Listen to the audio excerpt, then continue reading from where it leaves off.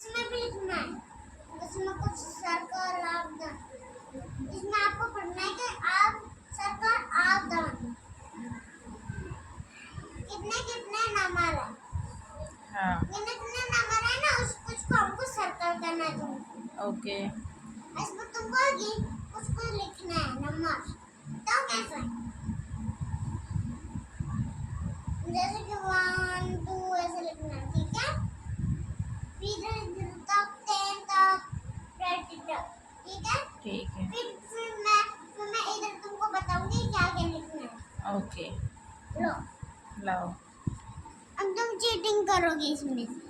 Mummy अब आप ना इसको देख देख के चीटिंग करोगे। अच्छा चीटिंग करने के लिए भी दिया है मुझे हाँ, ठीक है और ऐसा लगे कि क्या आप ना चीटिंग करने के लिए लो।